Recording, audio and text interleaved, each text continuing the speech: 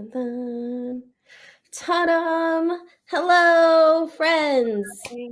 Welcome to the very first live stream and book club discussion for the Annotation Station. Yay! I remember when I was on the phone with Natalie and I was like, I have an idea. And here we are. An enabler that I always am. I'm like, yes. And how about we also do this? Yes. So thank you if you're here and if you're watching this in the future. Thank you for being here. If you have read this book with us, I appreciate you. And if you're just here to learn some things, we will do our best to explain a lot of things. A lot of things we got to talk about. Yeah. Yeah. There's a lot. Yes. Roro! Hi, Roro! Roro, did you read the book? If not, if you're here to learn, that's awesome. Yeah. Because as a nonfiction, I'm like, there's no spoilers here. Yeah. This discussion is just sharing knowledge and our thoughts, but still ultimately. Yeah, that's how I kind of want to treat these live streams. So, hey, Sky, how are you? I love the kitties. Isn't cute? Yeah, so the whole idea of the book club is we read one nonfiction and one fiction every month, and the choices are basically an attempt to stay informed. So when it comes to nonfiction, like I agree with Natalie, I don't really believe in that nonfiction can be spoilery because sometimes you just got to go through the journey and presentation to really form your own opinions anyway. But all information is helpful information. So yeah, and then we will be having the fiction review for We Do Not Part by Hong Kong. I will post that probably in like the next week or so. So yeah. Yay, you're gonna read it.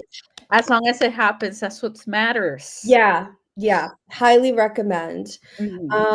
Okay, yeah, so I guess I can try to give like a brief synopsis and then we can kind of jump into what we feel pertinent. So Defectors, and the subtitle being The Rise of the Latino Far Right and What It Means for America by Paola Ramos, is essentially a very timely examination of the author who used to work for Vice News and also now works for MSNBC as a reporter, I found out because I saw a video of theirs yesterday. And Paola Ramos is a lesbian author. And they go to different parts of the country interviewing different members of Latina communities, also of various colors in the Latina community, and asking them why they decided to move to the far right and exploring their reasoning for how they voted or how it is that they use the power that they might hold as a current citizen or as a voter or in whatever capacity they have to promote their ideals. And then also she talks to people who were former extremists and why they chose to be reformed. Does that sound adequate? Yes, 100%. Yeah. Okay. Whew. Okay. Do you have anywhere that you want to start? I can jump in. I don't know if to start to some extent at the end, because I feel like for me personally, part of what I found very valuable was her basically cautioning, like, sure, it's very difficult to get someone who's turned to the far right to come back, but we shouldn't neglect those who went there and have decided to leave. Because I feel like we do spend a lot of time trying to be like, how can we get these people who have bought into this ideology to leave it, when ultimately I also feel like part of her broad argument there is that we cannot force that journey. Like, it often is just something will happen to them and that will make them realize they need to leave. But then, broadly speaking, a lot of what these people are seeking is communities. So if they leave and we don't try to embrace them back into the community because they're trying to join this healing journey, in essence, because that's what I consider it, then we run the risk of it just going right back to where they were. Yeah. This is also a problem. Yeah, I agree. And I also kind of feel like personally, sometimes it's a little easier said than done because there's a lot of emotions that go along with that. There's a sense of pain, and also like it's like asking. It's the same thing we've kind of asked, I think, of communities of color for a really long time, which is like, not only do you have to suffer at the oppression of this systemic racism, but you also kind of have to be the bigger person and be ready to welcome people back in. Like that's a really big ask because there's healing on both sides. But ultimately, I feel like those of us who feel that we can help in that healing process should. And it's like, it's okay to recognize those feelings of pain. And I personally feel like as a white skinned Latina, I feel like I have more responsibility to do that work of calling people back in and carrying that weight before I ask my Afro Latinas to do the work. If that makes sense. Yeah. No, it does make sense. And I also feel like I want to mention this as well in the context of like, I understand if it's very close to home, like this is someone you know, and then they hurt you in this journey of turning far right, and now they regret it and want to come back. I'm like, I understand that being too painful. For me, my argument is exactly for the people who have the space, which might not be people who knew this person beforehand. That might be the people who are better able to hold space for a person on this journey, precisely because it didn't impact them directly. Because obviously the actions of people who go to the far right impact the whole community indirectly, and some people directly. So that's also kind of where I'm coming from it, because I, as someone who can be very hold grudges very strongly, I can understand not having the space for that if this person like hurt you directly. But also, I also personally feel like if it's someone that I'm like, they didn't do this directly to me, but they're genuinely trying to escape this mentality, then it is worth it to hold space for them and help them so they don't revert back to those patterns of thinking that ultimately are harmful to themselves and the community. Yeah. Kindness and patience for sure. If we have it. Yeah. There was also it's like part of that what was explained was that in understanding what moves people, especially we're talking about majoritively immigrant communities, because a lot of these people, some of them that they interview are in the process of immigration, or they are first generation or second generation immigrants, or they are actively volunteer border patrol for different things. And oh shoot, where was I going with this? There's like this idea that if we understand what makes someone go to any side of the political spectrum, it is, like you said, a sense of looking for community. And if we understand what moves someone to go to the far right, we're going to get into a plethora of things such as like proximity to whiteness, this the fallacies of power, a sense of righteousness, also like legality, depending on the immigration process for those people. But ultimately, if we understand that they went there because they see something that they think is reflective of a community for them, then we do need to be able to allow that space for them to still be in community, like you said, Natalie, so that they can heal afterward. Yeah. Hi, how are you? Hi. Hope you're doing well, and let us know if you read the book too. Now, if you're here to learn, awesome. We're going to talk about stuff. Okay, cool. So, yeah, I feel like maybe going from there, I feel like for me, the most important part of all of this, and also something that I feel like is a little bit lacking in more nuanced conversations within the Latina community, right? Like within us, is the colorism and the racism at its core. And I feel like Paola Ramos does talk about that a little bit, and I think in their chapter on trauma. I think that's part of where it falls in. Yeah, because Yeah. it was three pathways, right? Like trauma, tribalism, and what was the other one? I forget. Trauma, I'm going to look for it right now because it's actually the header of the parts. Trauma, tribalism, and traditionalism. Traditionalism. Okay. Mm-hmm. The three T's. Yes. Yay! We've done our job. Yeah. And there's a lot of trauma in our communities. Yeah. A ton. And no matter, I've always struggled, and personally, I'm very easily triggered and angry when I hear racist rhetoric from other Latinos towards other Latinos, because I'm like, bro, we've all been in the trenches. Yeah. We've been in the trenches, right? And like some of us need to actually sit down and take a seat and check our privilege.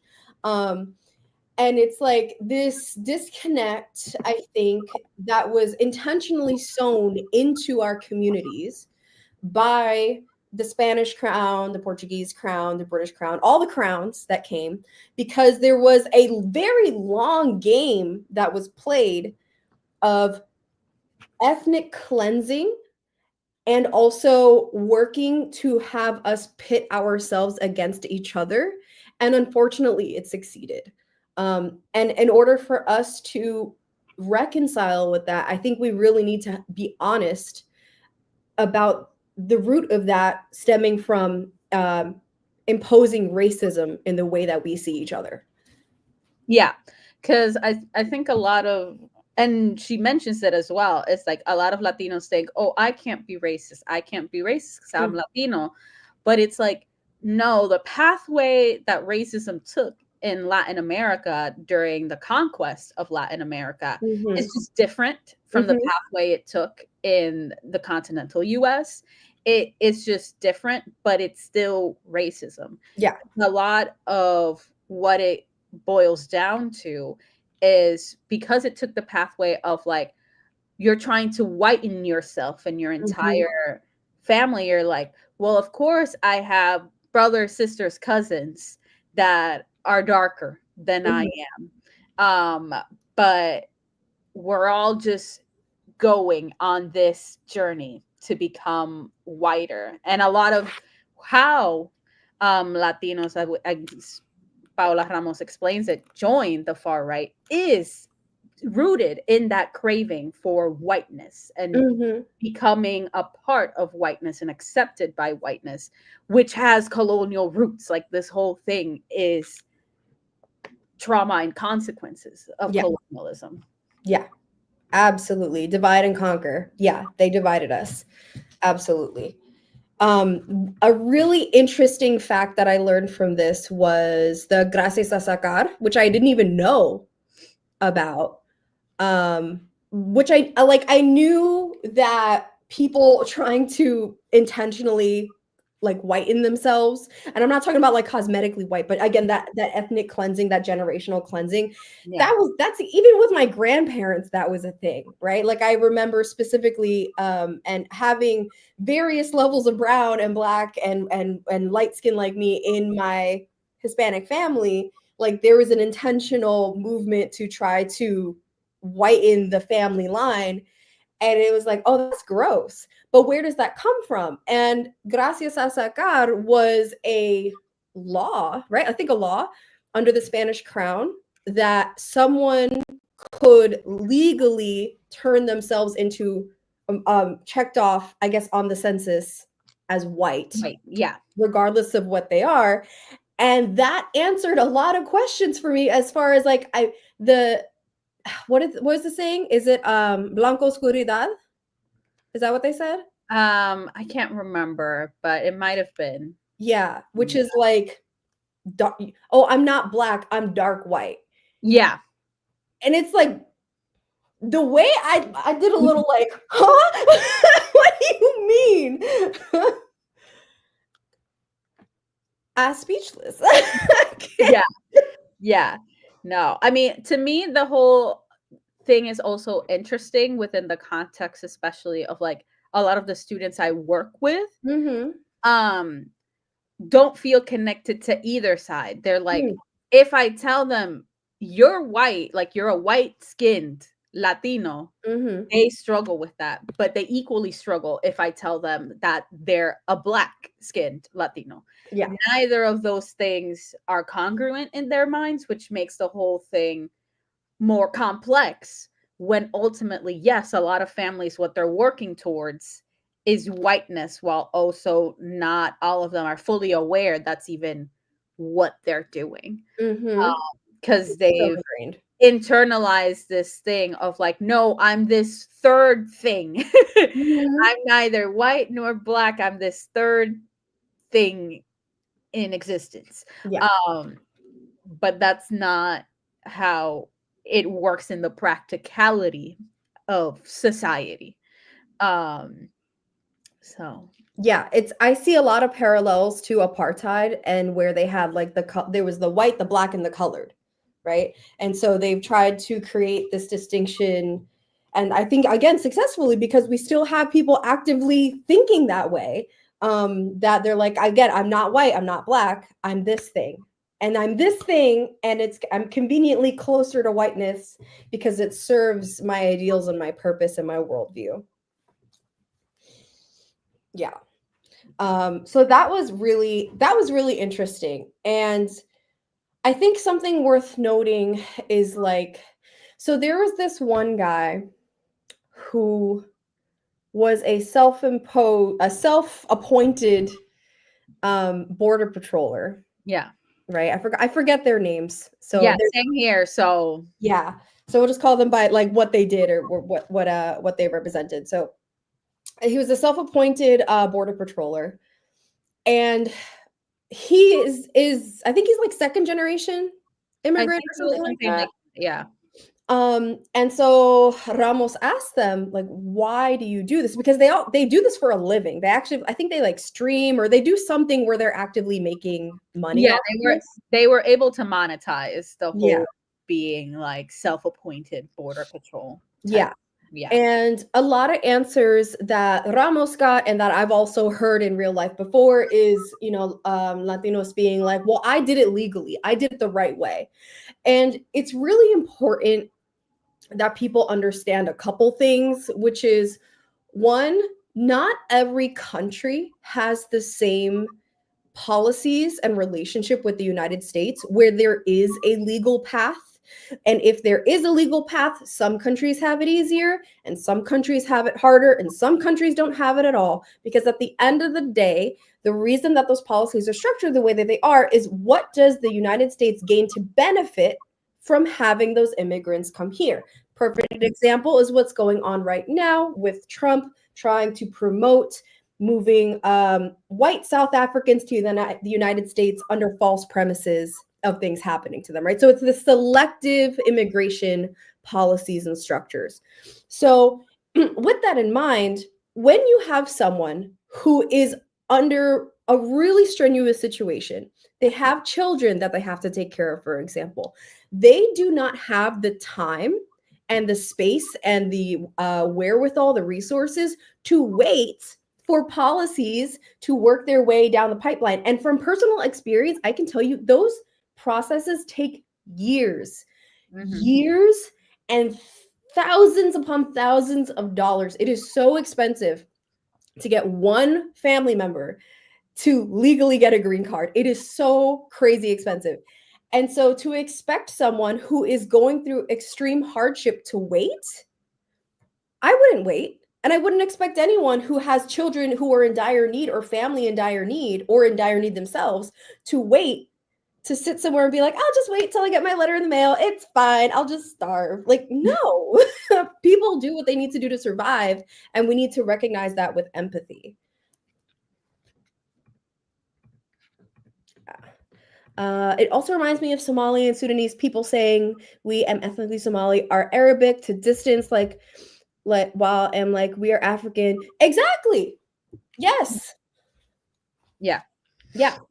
I think also, is it Egyptian and Algerian, and like there's other countries in that continent that are all that also like try to there's this like colorism separation of not recognizing we're from this continent, right? Yeah.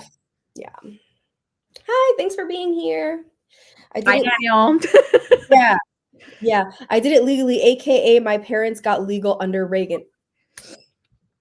Yes. It's not the same for everybody, and it changes every 4 years. Like, how are you supposed to wait patiently and follow the correct legal processes when it's changing every 4 years and you don't even know if you're going to get that opportunity 4 years from now? Yeah.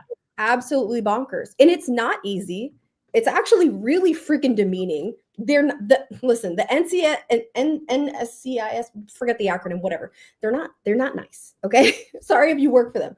They don't make it easy, but that's neither here nor there. Okay, going back to the book. So so listening to that as the excuse given by a lot of the people interviewed, I think it really just demonstrates a privilege that they're not even aware that they have. Yeah. Yeah. No. And there's also, because I think the other interesting, I guess we'll say, thing about that same guy is the distancing and switching of how his behavior is different from the behavior of immigrants who come here without following the legal process. And it's that he also had internalized the immigrants who come here all come here to commit crime and they're criminals and all this stuff, while he himself had a criminal record. Like, he had a criminal record, and it was a violent criminal record. It wasn't also either something where no human beings were harmed. Human beings were harmed by his actions.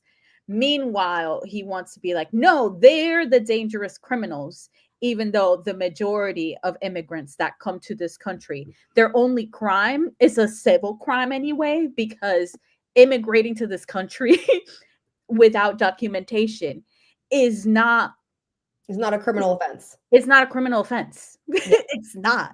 So it's trying to overly criminalize something that legally, in its basic sense, is not as offensive as other Yes. acts. The gall to sit there and be like, I'm catching criminals, and not acknowledge, even when he was asked directly, the author asked him directly and said, but okay, how do you reconcile what you're doing with the fact that you have a criminal record? And he downplays, he's like, yeah, but that's not really there, this is handled. And like this whole, it feeds back into that internalized white supremacy, this idea that our justice system is not flawed, and that as long as the justice system cleared him because he did his time, therefore he is justified in his actions. And it's like, no, our system is incredibly flawed. There's also another guy who I was so heated when he said, he's like, I'm Puerto Rican, even though he committed a hate crime. He committed a hate crime against a Black man, I believe. Mm-hmm. And the moment that he gets caught, he downplays his brownness in order to serve his purpose. And I was like, how dare you? I was ashamed. I was offended. Yeah. Yeah. But I've heard that. I feel like I've heard that a million times as well. Like, you know, it's not, gentrification of the islands is not really talked about this, but I think it relates to this in the fact that a lot of people that I talk to who are also light-skinned Puerto Ricans want to play like there's no Afro Latinos. And I'm like, no, honey, there are Afro Latinos in Puerto Rico. Y'all just pushing them to the parts of the island that y'all don't want, or act like they don't exist. But we do.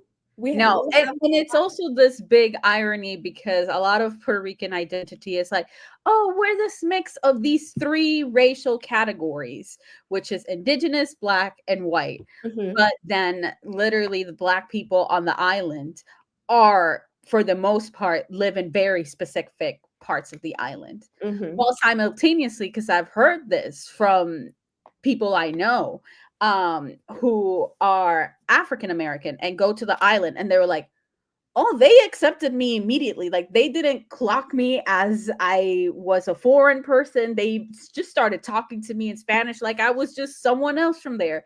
So it's a very complicated way in which Puerto Ricans engage with their racial identity and what it means to be and look Puerto Rican. So it's all messy. Yeah, it's a mess. It's a mess. So we get a little bit of that. They talk to a Dominican salon owner who I think was the one who said Blanco Oscuridad, because she herself is a darker brown, and she was like, "Oh, I'm not black." And the author was like, "I'm staring at her and she's black." I was like, Yeah. "What do you mean?" And also the fact that, which I was not aware of and learned through this book, that there are Latine high-ranking members in organizations like the Proud Boys who have their hands deep in January 6th. And I was like, bro. Yeah, I had no idea about that either. Like, I knew it wasn't just white people there, but like actual leadership. Several of them were Latinos who were straight up part of organizing this whole attempt at a coup in the West. It's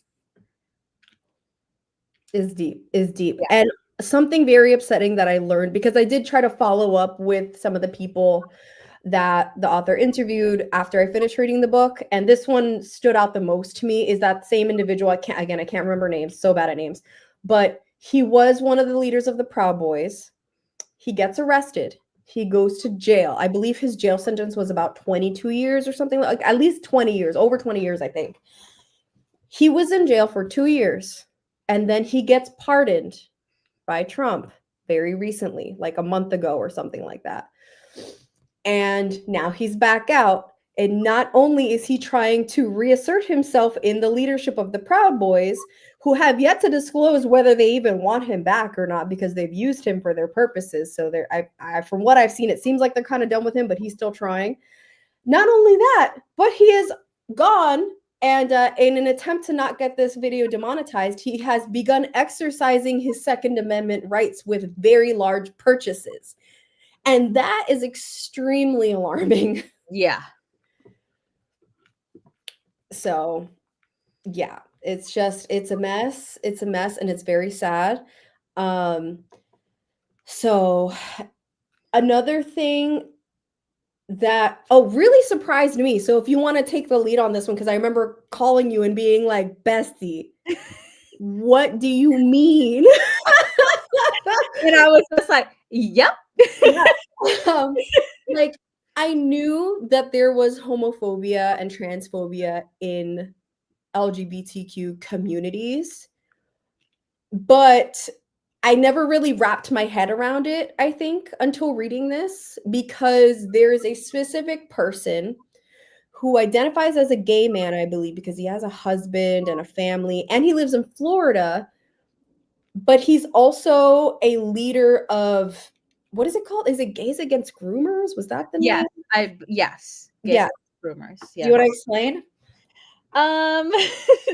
So I'm pretty sure he also fell into, like, I don't know what category she put him in, but he is the kind of gay man who in many ways, frankly, has not accepted his own identity, because what happened with him was that he came out to his parents when he was 20. They completely rejected him, kicked him out of their house.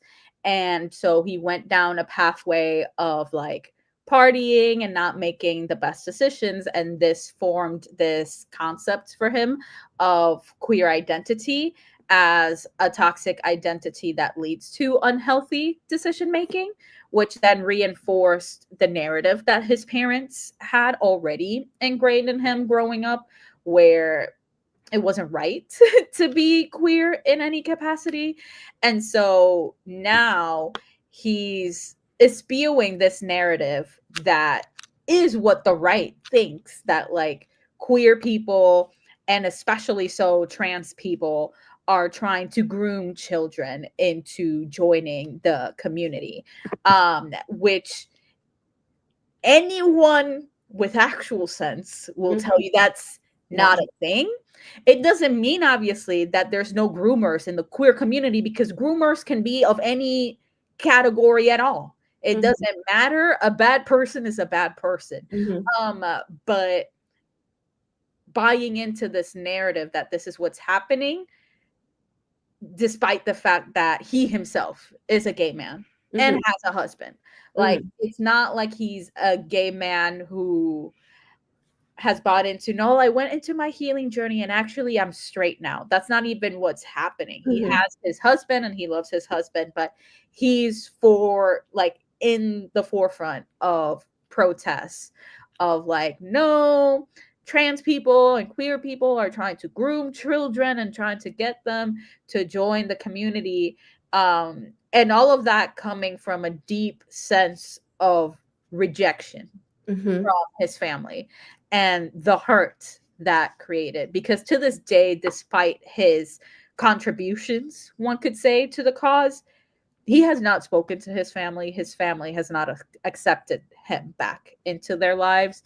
He's still completely cut off. And again, it's everything boiling down from this deep sense of pain. But yeah, I remember you, Steph, being like, wait, there's this deep, like, also anti-trans thinking in the queer community. And I'm like, the queer community, the people who are good in it are great and very accepting overall, like, are in general more open-minded people. But there's still plenty of people who biphobia, acephobia, transphobia, all of that is still very strong in a lot of communities, a lot of members in the community. Like a big thing for me that I'm aware of because of some of the YouTubers that I follow who are British is the LGB Alliance in the UK, who are staunchly against trans people and accepting trans people as part of the community, and that's precisely why they made the conscious choice of like, no, we're the LGB Alliance. Any transness that doesn't go here, and we're actively going to be part of the misinformation that's spread about trans people and the healthcare access that trans kids get. Because again, it's a hot mess. I feel like when you explained that to me, it broke my brain. Like I was like I still, like, I'm just starting to wrap my brain. Like, I hear it and I know what you're saying is true, and I just, like, my brain is like, does not compute. And the reason I feel like I'm struggling so much with it is because I'm like, the same reason it doesn't make sense, right? That Latinos are anti-immigration is because, what do you mean you're against this part of the spectrum? The regulations that support them also benefit you, honey. Like, what do you mean? Yeah, no, and that's also another thing. Like, people who are transphobic are so against gender affirming care when the primary people gender affirming care was developed for was cis people. Because gender affirming care is a shit ton of stuff that isn't just hormones. Like, hormones is just one subcategory of the whole thing. And again, still to this day, the people who broadly benefit from gender affirming care is cis people. So yeah, people get lost in the sauce. They get lost. It's just like how a lot of people, majoritively white women who voted for the right and are against DEI, fail to realize that DEI also benefits them. It's like, oh, this doesn't make any sense. It's like, honey, you're part of the diversity and inclusion. Otherwise, it's just all white men here. Thank you. Yeah. Yes. Yes, unfortunately, some people will bite their nose to spite their face. Yes. Yeah. It's just, yeah. So hearing that this person was both a Latine gay man, but also transphobic and leading an organization that goes against policies that would actively help his family broke my brain when I was reading this, and I had to call Natalie, like, can we talk about this for a second? No, it was kind of funny because I have very similar experience with like everyone else in the story. Like, what do you mean? Like, Paola Ramos, you're explaining it to me, but what do you mean? Yeah. But the ones that most made sense to me were the queer ones, because I'm like, I've been in the trenches in this community and had to deal with a lot of the gatekeepers and stuff. So I'm like, this mentality from this community is familiar to me, because I'm like, I've experienced it myself. Mhm. So I'm like, yeah, there's a lot going on, because ultimately, and it is part of like divide and conquer mentality type shit, that it's like, no, if you can get people who should be in community with one another to hate and fight against each other, then they're not going to bother with us, Mhm. who we're supposed to be actually the ones they're really focused on, because we're fucking all of them. Oh, Mhm. Mhm. um, but no, let's get them focused on this petty infighting, because no, we did it the right way, because there's also a history of respectability as well in the Mhm. LGBTQ community, because it's part of how civil rights were fought for the queer community, is to buy into accessibility and respectability type shit. So that's how we fall into these rabbit holes, and they get the community to fight amongst themselves. Yeah, absolutely, absolutely. Thanks for stopping by, though. Appreciate you. Oh, you're so sweet. Thank you. Scarlett says, othering another community is sadly often how you get people to go against their own self-interest. Yes, it's this otherness. Yes. This otherness. Yes. I think Sarah says, I think it's a mix of pride and religion, and it's scary. You know what? I'm glad you bring that up. Yeah.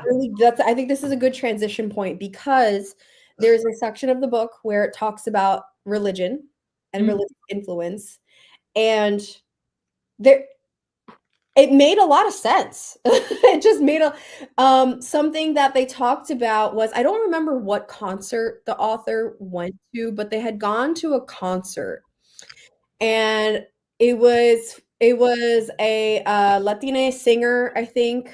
I don't remember who, but the person who opened the concert was a pastor, I think. Yeah. And they talked about being so surprised, seeing like, why is a pastor opening up for this singer?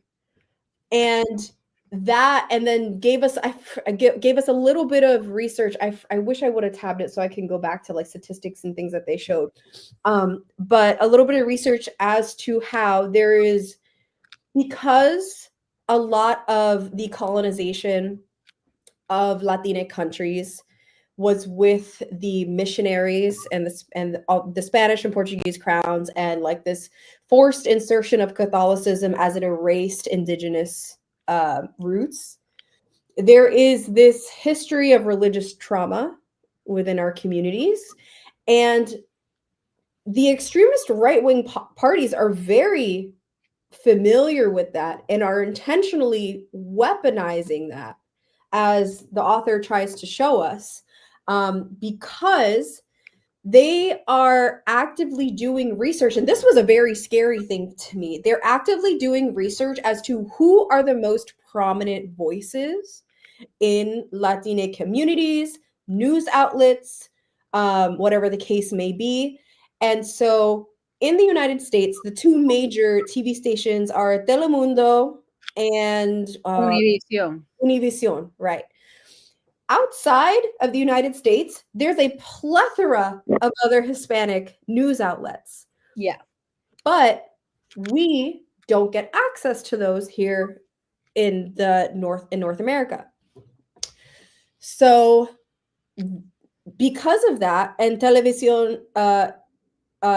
and Univision being more active here, they're purposefully reaching out to influential people in those other news outlets and targeting what news is shared, which ultimately becomes propaganda, because the people outside of the United States are depending on those news outlets to know what's going on with immigration policy and Hispanic communities here.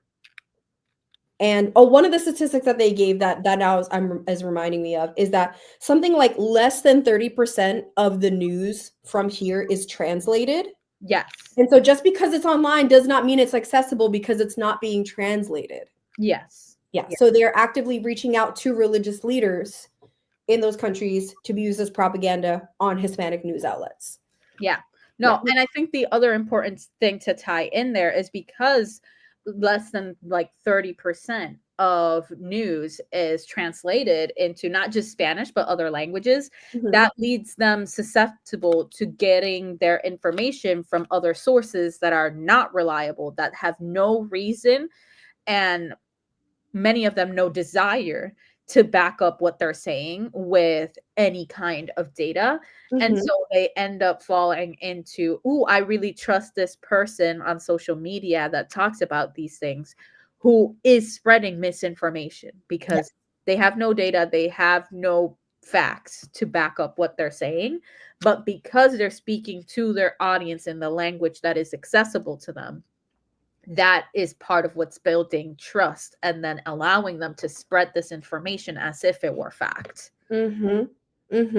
Oh, and now that you just reminded me, this part, when I read this part, it like my brain went because it just made so much freaking sense, especially with like having I have extended family members and things.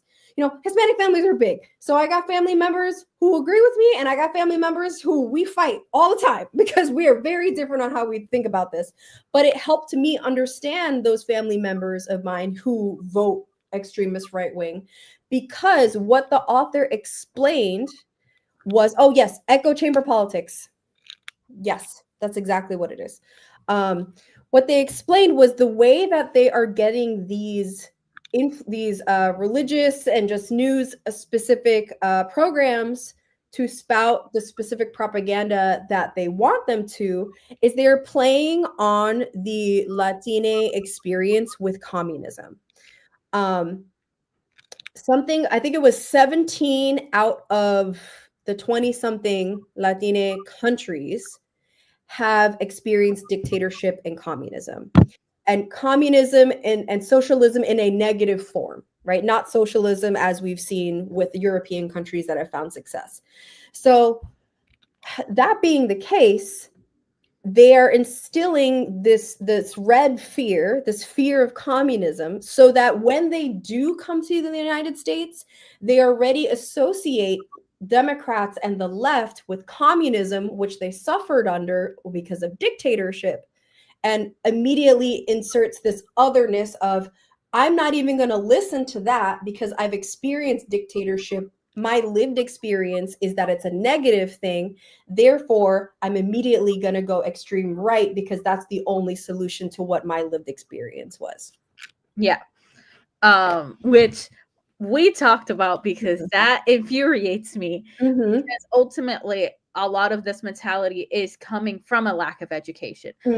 These people don't understand actually what they were living under, what construct of it was. And so here, once they move to the US, that is used against them in a tactic manner by the far right to get them to join them, when in fact what they're joining is exactly what they were leaving. They're trying to escape what they're being seduced by here, and they're being simply scared off of democratic thinking because the language they're scared of is being used and tacked on to the Democratic Party, when listen, the Democrats aren't even that great either.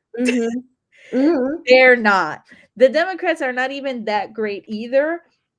But since they're fear mongering to get them to not go for the Democrats and democratic policies, which are actually what would protect their rights in many cases, a lot of it's only possible because there's a lack of education, which is part of what these very controlling forms of leading a country do. Like, they want their people to be uneducated because an educated populace wouldn't accept the shit that's happening. Exactly.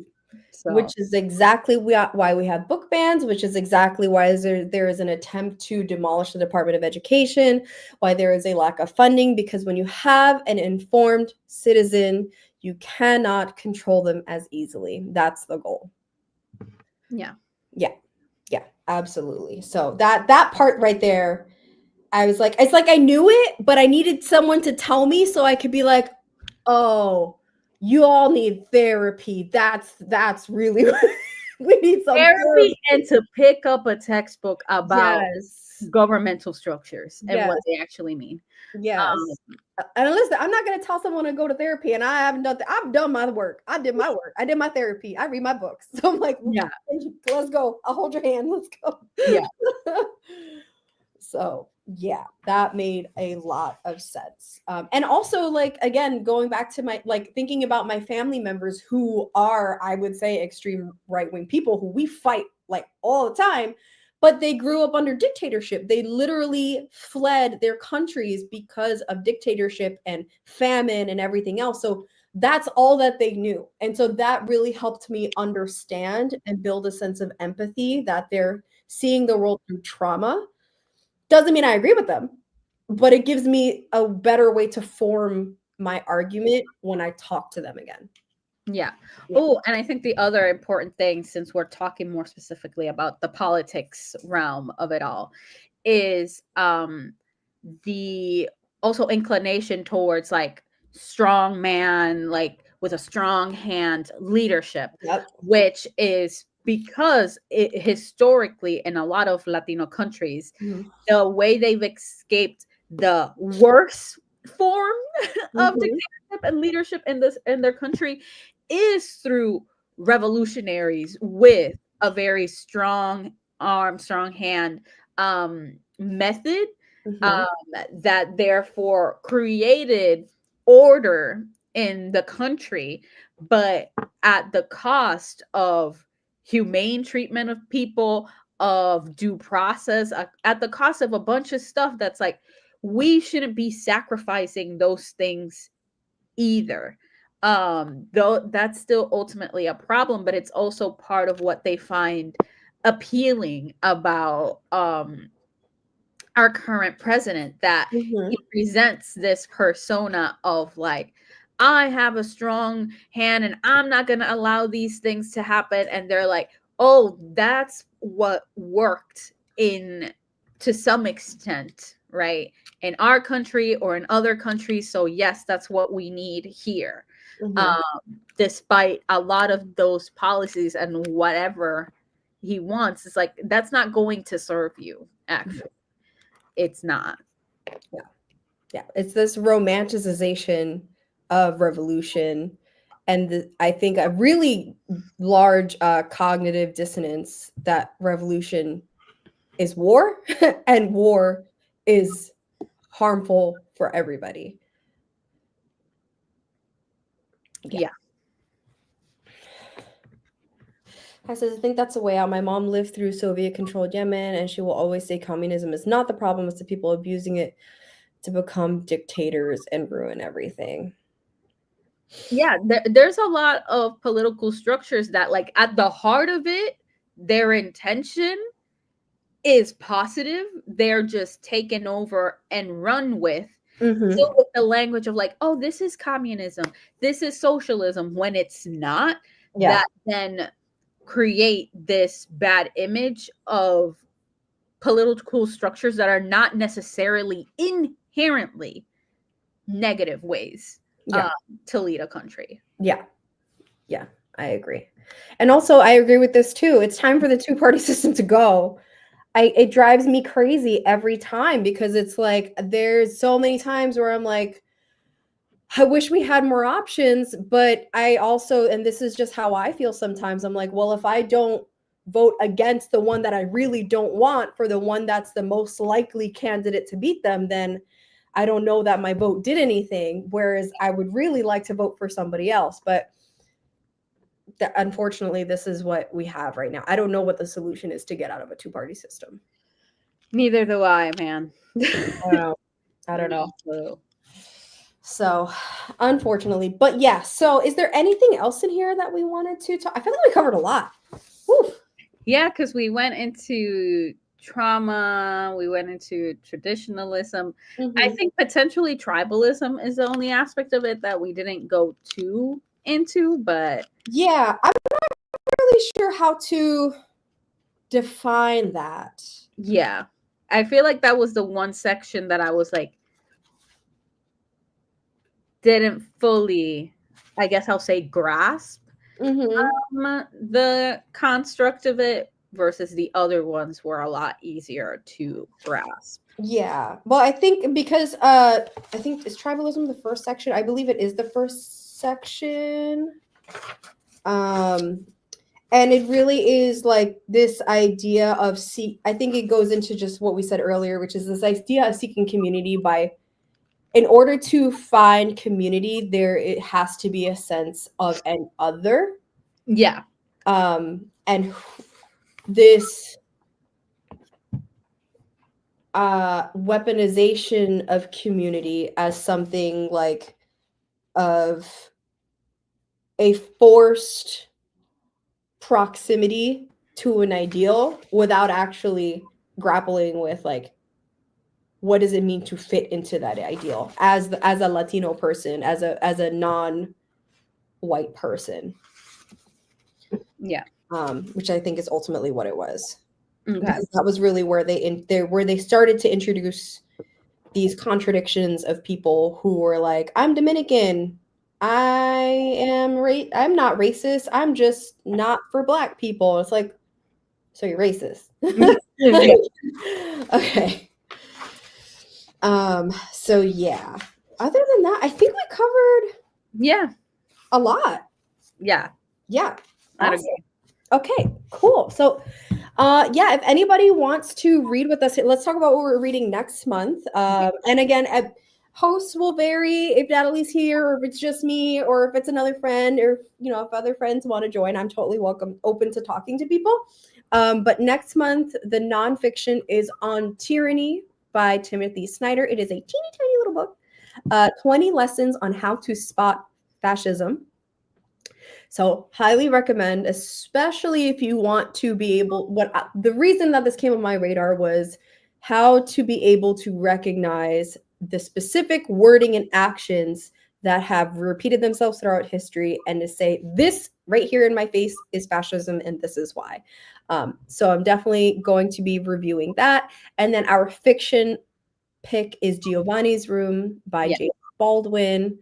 Which is a story of a queer man, a gay man in the 70s. Is it the 70s? Don't ask me particulars. Okay. We talked about the summary, but already that I'm like, okay, the book. That's all that matters in my opinion. So also so this is my newest book club, and I recently becoming monetized. Yay! So if you want to be here for the discussions will be public on my channel. But if you would like to join the book club, you can join my channel as a member at any level and get access to the book club. So yeah, and then we also stay informed. We give each other resources. We talk about what's going on in the world, or a bit of a support system is what I'm trying to build. So this is a new thing that I'm doing. And I appreciate you guys being here so much. I hope you enjoyed this. Yay. Yeah. We're so smart. Look at us. We did nothing. Yay. You're welcome. You're welcome. Oh my God, it's a hot topic on my comment. European is slowly going back to fascism. It's everywhere. It's everywhere. Yeah. I feel like it's a global issue. So yeah, if you want to learn, if you want to read that with us, feel free to join. Yeah. I know. I've heard it so good. I'm so excited. Yes. Is this going to be your first James Baldwin also? Yes, it is. It is. Yeah. So. Yeah. Thank you. I'm so excited. Okay. So yeah, I think that's it for today. Yes, that's it for today. And don't forget to go follow Natalie, who's in the description if you're not already, because Natalie's great. Okay. All right, everybody, have a great day. I'm going to actually be doing sprints in like 10 minutes, so I'll see you guys again in like 10 minutes if you want to hang out. Okay, bye. Bye.